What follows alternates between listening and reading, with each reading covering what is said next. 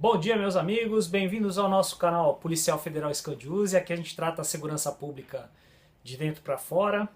Hoje, mais uma vez, vou me ater ao tema a falência do nosso modelo investigativo e modelo defendido por algumas entidades de classe. Eu queria pegar o case para estudo hoje da cidade de Guarulhos. A cidade de Guarulhos, na região da Grande São Paulo, ela tem problemas seríssimos de violência policial, ela tem índices alarmantes de crimes contra o patrimônio, crimes contra a vida, crimes de toda a espécie. Quando a gente começa a estudar esse case da cidade de Guarulhos, a gente se depara com algumas coisas que, para o público externo ao meio policial, podem parecer normais. Mas para nós que vivemos isso durante muito tempo, chamam a atenção. Os dados estatísticos, eu vou deixar expostos aqui para que vocês vejam, eles são estarrecedores, porque as estatísticas elas servem para nos mostrar o quanto o Estado atua e o quanto ele deixa de atuar no que ele tem como atribuição. Ou seja, o Estado tem o dever de promover a segurança pública em todos os seus quesitos. A partir do momento que ele deixa de cumprir com esse seu mistério, o que acontece? Os índices de segurança despencam, né? Então fica bem claro para a gente, quando a gente vê esses dados estatísticos, que alguma coisa está errada. E aí a gente vai pegar os atos tomados, por exemplo, pela Secretaria de Segurança Pública do Estado de São Paulo, né, que opta por fechar delegacias de polícia aos finais de semana. Poxa vida, a gente escuta aqui a vida inteira que na delegacia existe a primeira garantia do cidadão. A partir do momento que ele se encontra com o delegado de polícia, ele tem garantidos os seus direitos fundamentais.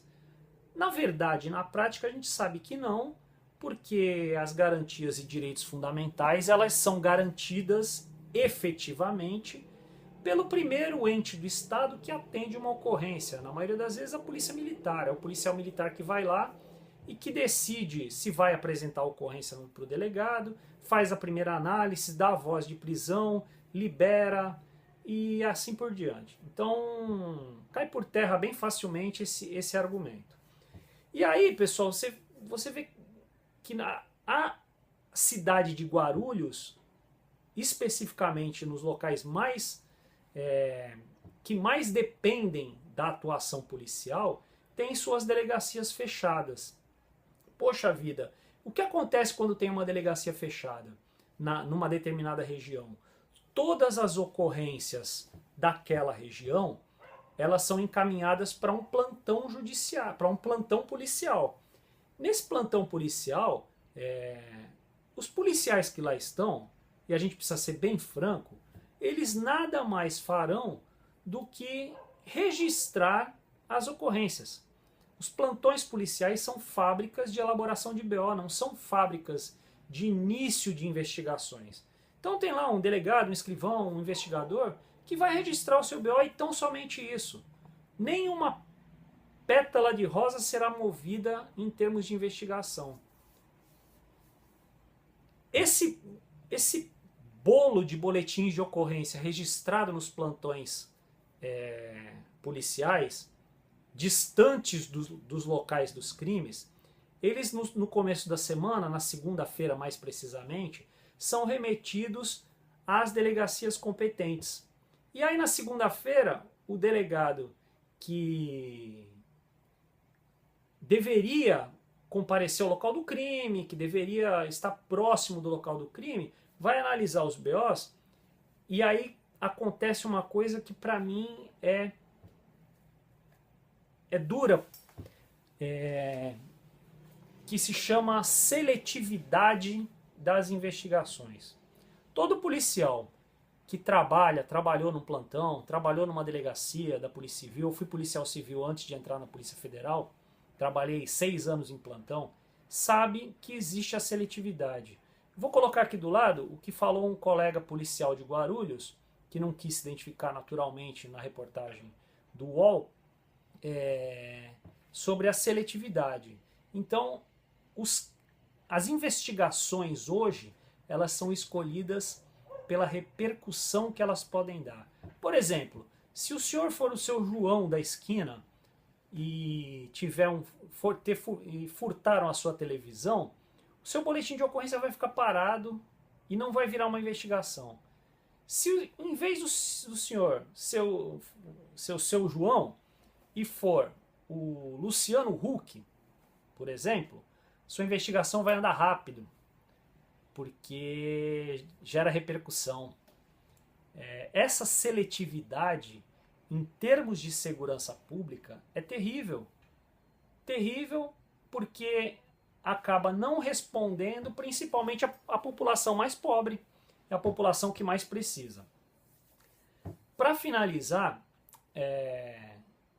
falando desse caos que a gente vive na segurança pública, a gente não pode ser omisso nesse sentido, eu gostaria de deixar aqui, é uma frase forte, mas está nessa reportagem também, e eu assino embaixo. O Estado abriu mão de combater o crime. Na medida em que ele abre mão de deixar suas delegacias abertas, abre mão de entrar em determinados locais e abre mão de tratar todas as pessoas da mesma forma e com os mesmos instrumentos, preferindo agir em casos que deem mais repercussão, o Estado está entregando para a criminalidade todo o controle da segurança pública. E é o que a gente vê no dia a dia. Os criminosos abrem e fecham ruas, abrem e fecham comércio, e a segurança pública e os entes da segurança, por vezes, assistem passivamente. Poxa, Scandius, e o que fazer? Primeira coisa, a gente tem que assumir que o nosso modelo policial faliu. Esse para a gente mudar alguma coisa, para a gente melhorar alguma coisa, a gente tem que entender isso, entender essa falência e aí buscar no mundo soluções que funcionaram. O Tolerância Zero em Nova York partiu desse princípio. Assumiram as suas deficiências e a partir daí empreenderam um modelo que efetivamente deu certo por lá. Por que não copiar? Sabe o que eles fazem lá? Eles fazem coisas simples. Eles tratam lá de ciclo completo de polícia e de polícias com entrada única. É bem simples. Uma só polícia faz do começo ao final todo o procedimento. E quem entra na polícia entra pela base da pirâmide, podendo chegar ao topo da pirâmide após anos de experiências, estudos, concursos internos e aprendizados. É uma fórmula simples, fácil de ser aplicada, não vai gerar custos para o Estado e nos dará uma grande chance de resolver essas questões. Sabe por que isso não acontece? E por que isso não aconteceu até hoje? É bem simples. Poder, meus amigos. A disputa é por poder. Como em todas as coisas que a gente discute no nosso Brasil, nós temos castas que não querem mudanças porque querem se manter como castas. É isso aí. A gente vai tentando por aqui, porque o brasileiro não pode desistir. E se a gente quer o melhor para as nossas famílias, para os nossos filhos, para todo mundo, a gente tem que persistir. Grande abraço, boa semana a todos e vamos em frente.